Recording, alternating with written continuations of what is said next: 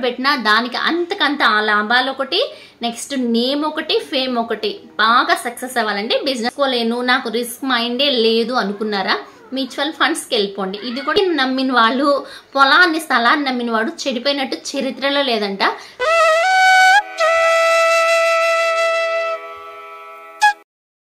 Hi అండి, అందరికీ నమస్తే. నేను మీ పూర్ణిమ గణని పిజిటెక్స్ ఛానల్ నుంచి మాట్లాడుతున్నాను.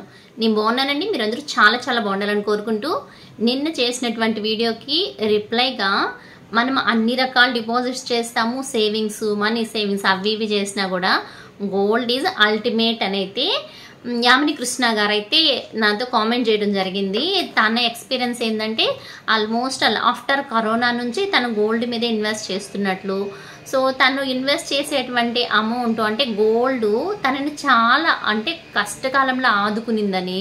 సో ఎవరికన్నా అప్పిచ్చినా కూడా డబ్బులు తిరిగి రాకపోవచ్చేమో, కానీ మన చేతిలో బంగారు ఉంటే మనకి కల్పతెరువుగా, అంటే వాళ్ళ మదరు లాస్ట్ స్టేజ్లో ఉన్నప్పుడు కానీ, వాళ్ళ పాపకి ల్యాప్టాప్ కొనే టైంలో కానీ, సో తన దగ్గర ఉన్నటువంటి గోల్డ్, నెక్స్ట్ కొన్ని బ్యాంకులో తీసుకున్న పర్సనల్ లోన్స్ హెల్ప్ చేశాయి నాకు అనేసి అయితే వాళ్ళు కరాఖండిగా చెప్పారనమాట.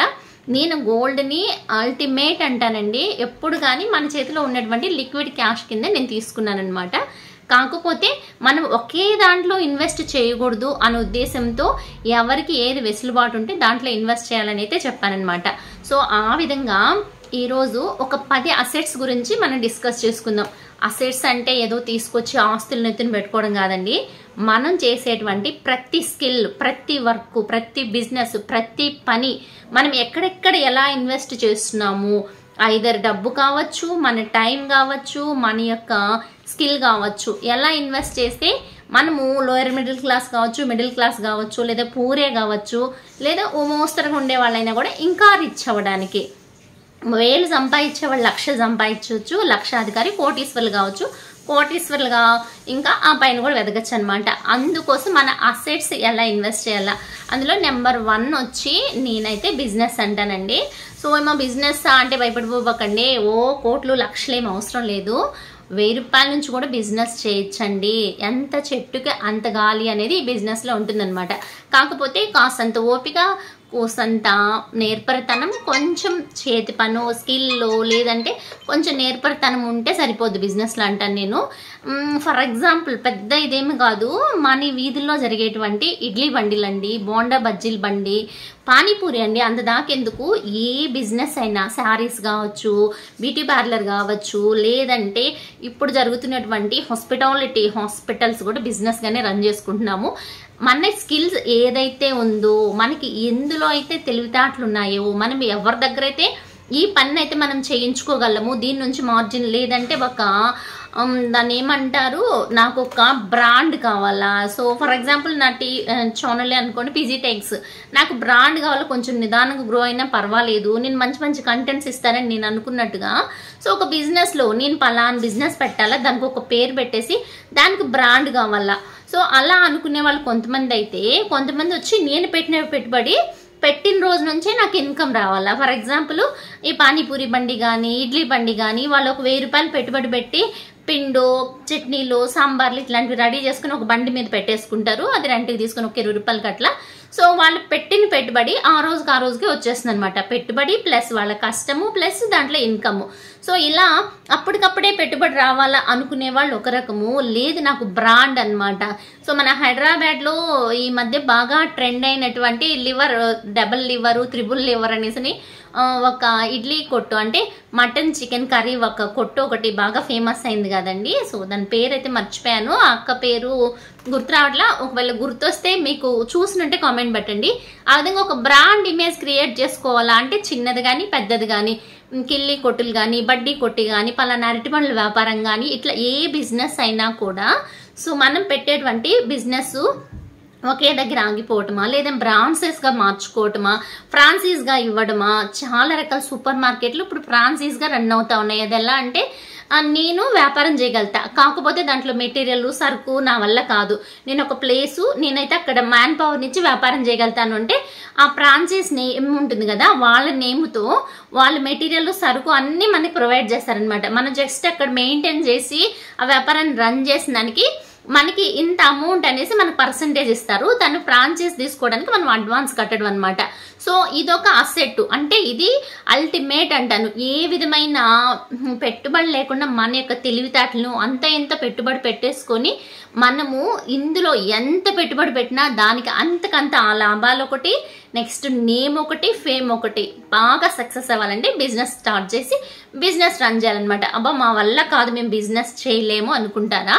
సో మన దగ్గర డబ్బు ఉంది, మన డబ్బుని మనం బిజినెస్ చేయకపోయినా మనం ఇండైరెక్ట్గా బిజినెస్లో పెట్టుబడి పెట్టాలా, మనకి మంచి మార్జిన్ రావాలా అనుకునే వాళ్ళు నెక్స్ట్ అసెట్ కింద షేర్ మార్కెట్కి వెళ్ళిపోవడం.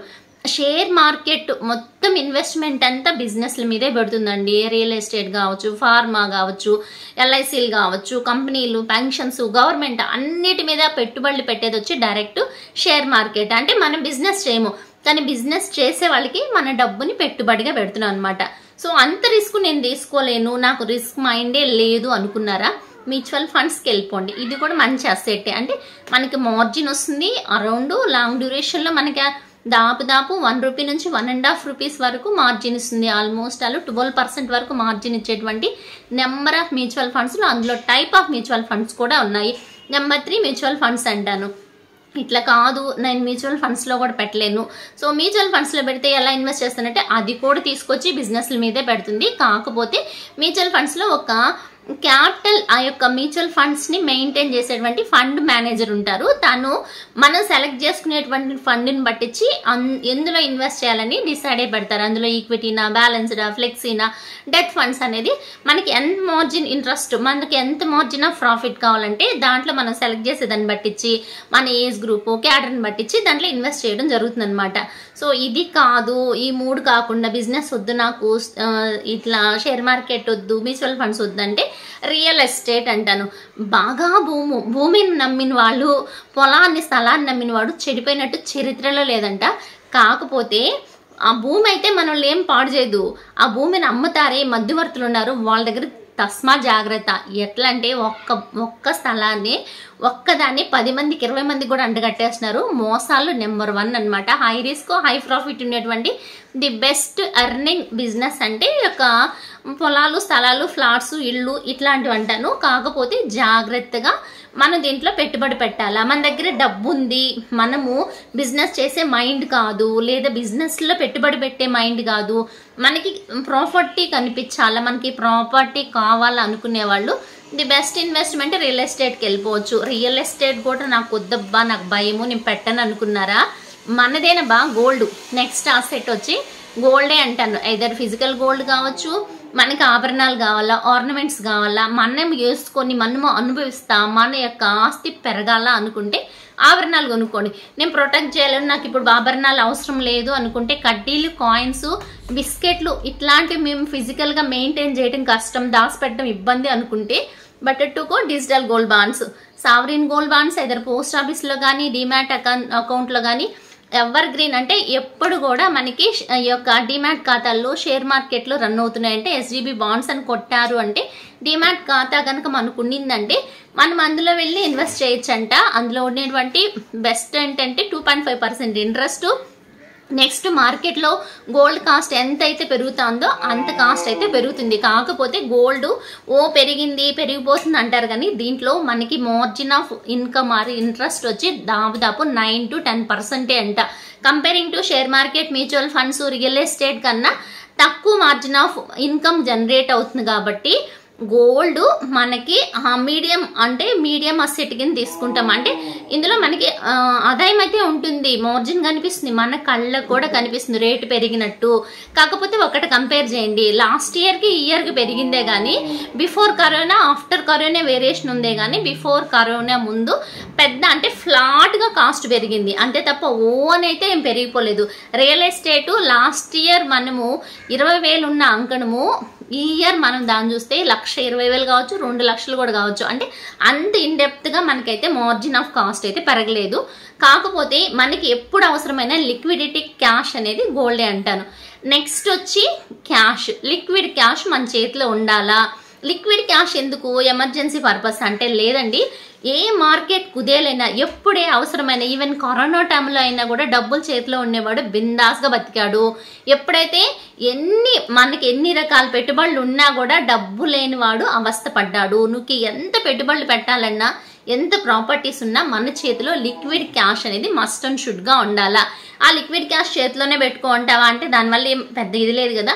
సేవింగ్ అకౌంట్లో అన్నా వేసుకో, లేదా ఫిక్స్డ్ డిపాజిట్లో అన్నా వేసుకో. ఎప్పుడైనా మనం ఆ యొక్క డిపాజిట్ని బ్రేక్ చేసి మనం క్యాష్ తీసుకునేట్టు ఉండాలి. షేర్ మార్కెట్లో పెట్టినా దాని ఖాతాలు మార్చుకొని, షేర్ మార్కెట్, డిమాట్ అకౌంట్, మళ్ళీ అకౌంట్ నుంచి మార్చి మన సేవింగ్ అకౌంట్కి వచ్చి మనం తీసుకునేదానికి కరెంట్ అకౌంట్, సేవింగ్ అకౌంట్ ఇట్లా వచ్చేదానికి టైం పడుతుంది. కానీ ఏదో ఫిక్స్డ్ డిపాజిట్ కానీ సేవింగ్ అకౌంట్లో పెట్టుకున్నా, లేదా మన ఇంట్లో మన చేతిలో పెట్టుకున్నా కూడా emergency, for example pandemic situation వచ్చింది, షేర్ మార్కెట్ బాగా కుదేలైంది, బాగా డౌన్ అయిపోయింది. ఆ టైంలో మనం షేర్స్ కొనాలంటే తక్కువ రేటుకి, తక్కువ ఎఫర్ట్కే మనకి ఆ యొక్క షేర్స్ వస్తాయన్నప్పుడు మన చేతిలో క్యాష్ ఉంటే కొనుక్కోవచ్చు. గోల్డ్ బాగా బూమ్ అవుతుంది, లేదా గోల్డ్ బాగా సడన్గా డ్రాప్ అయింది, ఆ రోజు గోల్డ్ కొనుక్కోవాలంటే మన చేతిలో క్యాష్ ఉంటే మనం కొనుక్కోవచ్చు అనమాట. అదే కాకుండా రియల్ ఎస్టేట్లో కూడా మనకి కొన్ని ఆఫర్స్ వస్తాయి.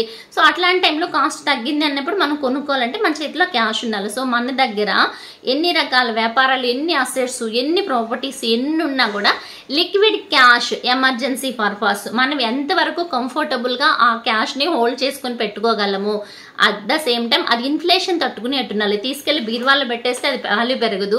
సో మనకి డిమానిటైజేషన్ అయ్యి నోట్లు మారిపోయిన ఇబ్బంది అయిపోతుంది. ఆ డబ్బు లైవ్లో ఉండాలా. ఆ లైవ్లో ఉండే డబ్బులు మనం ఎప్పుడు కావాల్సి అప్పుడు తీసుకునేట్టుంది అంటే అది మనకు ఒక ఆస్తి కిందే లెక్క. సో ఇవి కాకుండా ఇవంతా మనకి బాగా అంటే ఒక మోస్తారు హయ్యర్ మిడిల్ క్లాస్, రిచ్ ఇట్లాంటి వాళ్ళు షేర్ మార్కెట్ కానీ బిజినెస్ అయినా ఎవరైనా స్టార్ట్ చేయొచ్చు. కానీ remaining share market, mutual funds, real estate, even gold కొనాలని అంత ఇంత మనకి డబ్బులు అయితే కావాలా. సో ఇవి కాకుండా మా చేతిలో ఈ ఆస్తులు ఏం లేవు, మాకైతే పెట్టుబడులు పెట్టేటువంటి ఆస్తులు ఉన్నాయి. ఏంటి అవి అంటే మన హెల్త్, మన వెల్త్, మన టైము. మనము హెల్దీగా అంటే మ్యాన్ పవర్ అనమాట. మనకి అంతో కొంత స్కిల్ ఉంటుంది. ఫర్ ఎగ్జాంపుల్ నేను లోడలోడా వాగుతాను కాబట్టి వీడియో తీసి చెప్తున్నాను. సో అంత ఇంత చదువుకుంటాం కాబట్టి సబ్జెక్ట్ డెప్త్ నాలెడ్జ్ అనమాట. సో మనకి ప్రతి ఒక్కరికి ఏదో ఒక క్రియేటివ్ నాలెడ్జ్ ఉంటుంది. ఆ నాలెడ్జ్ని మనము స్కిల్గా మార్చుకొని ఆ స్కిల్ని మనం బిజినెస్ చేసుకోగలగటము. ఫర్ ఎగ్జాంపుల్ చదువుకున్నారు, ఇంటి దగ్గరే ఉన్నారు, హౌస్ వైఫ్స్గా ఉన్నారు, ట్యూషన్స్ పెట్టుకోండి. మీ సబ్జెక్ట్ ఏది ఉందో ఆ డెప్త్ రిలేటెడ్ సబ్జెక్ట్ని డీల్ చేయండి. అట్లా కాదు నాకు చదువు లేదు, టైలరింగ్ నేర్చుకోవచ్చు, ఆర్య వర్క్ చేయొచ్చు. కిల్లీలండి నాకు తెలిసిన వాళ్ళు తను బ్యూటీ పార్లర్ రన్ చేస్తుంది. ఇంట్లో పార్ట్ టైమ్గా కిల్లీలు చుడుతుంది అనమాట. కిల్లీలు, స్వీట్ కిల్లీలు, హాట్ కిల్లీలు ఇవన్నీ ఉన్నాయి కదా. ఇంట్లోంచి బయట పోతే ఎర్లీ మార్నింగ్ 3కి లేసి 5 లోపల అరౌండ్ 1000-2000 కిల్లీలు జుట్టేస్తుంది. ఒక్క కిల్లీ ₹5.5 మార్జిన్ వేసుకుంటారనమాట. ఆల్మోస్ట్ దాని మీద పెట్టుబడి ₹2 పెడితే ₹3 ఒక కిల్లీ మీదే ఉంటుంది. సో తను చేయడంతో పాటుగా తన చుట్టుపక్కల వాళ్ళు కూడా వర్క్ ఇచ్చి తను చేయించుకోగలుగుతుంది అనమాట. నెక్స్ట్ తను చేసుకునేటువంటి రొటీన్ వర్క్ కూడా చేసుకుంటా రన్ చేసుకుంటుంది. అలా మనకి ఎలాంటి స్కిల్స్ ఉన్నాయి, మన చుట్టుపక్కల సిచ్యువేషన్స్ మనకి ఎలాంటి ఆదాయ వనరులు మార్చేటువంటి పరిస్థితులు ఉంది. ట్యూషన్స్ చెప్పేవాళ్ళు లేరా, పిల్లలకు ట్యూషన్స్ చెప్పండి, ఎర్న్ చేయొచ్చు.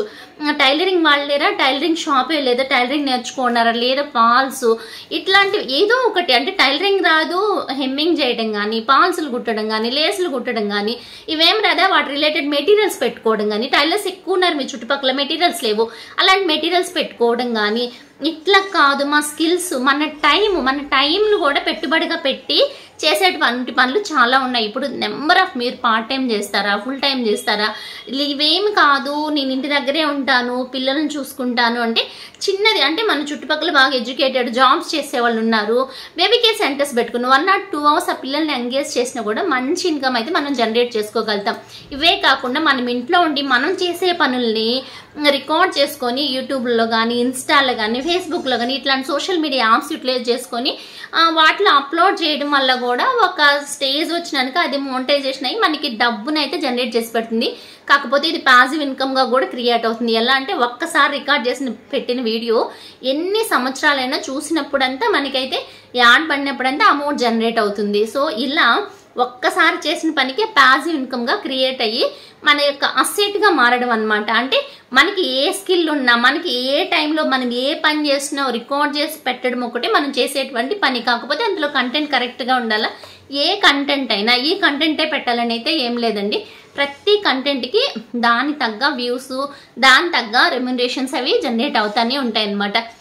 వీటన్నిటితో పాటుగా మనము మన స్కిల్స్, మన ఎఫర్ట్స్, మనకి ఇంకొకటి వచ్చి ఇప్పుడు డేటా, నేను ఫర్ ఎగ్జాంపుల్ మన పర్సనల్ ఎక్స్పీరియన్స్తో చెప్తున్నాను. మా బాబు 10th క్లాస్ అనమాట. బాబు స్కూల్లో వచ్చి నెంబర్ ఆఫ్ కాలేజెస్ ఎంక్వైరీ చేసేసి మన పర్సనల్ నెంబర్స్ అవి తీసుకెళ్ళిపోయేసి ప్రతి ఒక్క కాలేజ్ నుంచి కాల్ చేసి మా కాలేజ్లో చేరండి, మా ప్రిమిసెస్ చూడండి, మా అట్మాస్ఫియర్ చూడండి. ఈ యొక్క డేటా అనేది ఎవరి దగ్గర అయితే ఉంటుందో వాళ్ళు లక్షాధికారులు, కోటీశ్వర్లు, మిలియనర్ని అవుతున్నారండి. ఎలా అంటే ప్రతి ఇన్ఫర్మేషన్ అంటే స్ప్రెడ్ చేయడం అనమాట. ఇన్ఫర్మేషన్ని ఏదైనా వస్తువులు కొనుక్కోవాలన్నా వాళ్ళకి సెండ్ చేయడం కానీ, లేదంటే ఇట్లా కాలేజ్లో అడ్మిషన్స్ కావాలన్నా సెండ్ చేయడం కానీ, వాళ్ళ దగ్గర ఒక డేటా ఉండింది అంటే ఆ డేటా ద్వారా ఎవరికి ఏం అమ్మాలంటే అది అమ్మేస్తా ఉన్నారు. సో మన చుట్టుపక్కల ఇన్ని రకాల ఆస్తులను పెట్టుకొని నాకేం లేదు, నేను బింబెలు ఎత్తిపోతున్నాను, గోల్డ్ రేటు పెరిగిపోయింది, నేను ఇంకా గోల్డ్ కొనలేనేమో, బాధరా పడిపోతూ బాధపడిపోతూ కూర్చోవడం కన్నా మన స్కిల్ ఏంటి, మన ఆస్తి ఏంది, దాన్ని ఎలా పెంచుకోవాలి, నాకు ఈరోజు 1000 రూపాయలు ఆదాయం వస్తే రేపు 2000 ఎలా సంపాదించాలి, వెల్లుండి 3000 ఎలా సంపాదించాలి, ఇది ఆలోచించండి. బఫెట్ వారెన్ అన్నారంట, పూర్ డాడీ వచ్చి ఇల్లు కొంటే ఆస్తి అన్నారంట, రిచ్ డాడీ వచ్చి ఇల్లు ఒక లేబిలిటీ అన్నారంట. అంటే నష్టము. ఇల్లు కొనడం అనేది మనలాంటి మిడిల్ క్లాస్ వాళ్ళకి కళ అనమాట. కానీ రిచ్ పర్సన్స్ కొన్నటువంటి ఇల్లు మనం రూపాయి పెట్టుబడి పెట్టకుండా ఆ ఇంటి ద్వారా వచ్చేటువంటి అద్దెల ద్వారా దాని ఈఎంఐ కడుతూ మనకి ఇంకా ఖర్చులకి ఇస్తే ఆ ఇల్లు అసెట్ కింద వస్తుంది.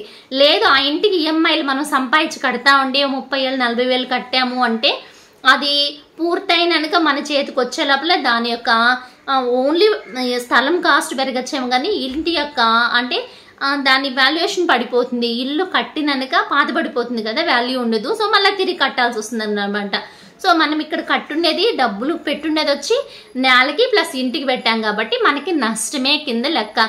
సో ఎప్పుడైనా ఒక ప్రాపర్టీ, ఒక ఇల్లు, ఒక స్థలం కొన్నప్పుడు దాంట్లో నుంచి మనకి మనం కట్టాల్సిన అప్పు కట్టేయడంతో పాటుగా మనకి ఒక ప్రాఫిట్ అంటే ఒక ఇన్కమ్ని ఇచ్చినప్పుడు మాత్రమే అది అసెట్ కింద వస్తుంది.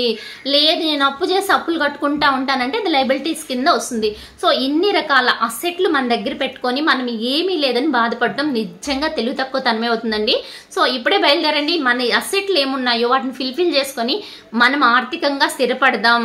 వేలు లక్షలు కాదండి, కోట్లు సంపాదించడానికి మనమైతే రెడీ అనమాట. నేను ఇచ్చినటువంటి ఇన్ఫర్మేషన్ మీకు నచ్చిన, యూజ్ అయినా యూటిలైజ్ చేసుకోండి. అలాగే పనికి వస్తుందంటే మీ ఫ్రెండ్స్కి, రిలేటివ్స్కి షేర్ చేయండి. ఓకే అండి, బాయ్, సీ యూ.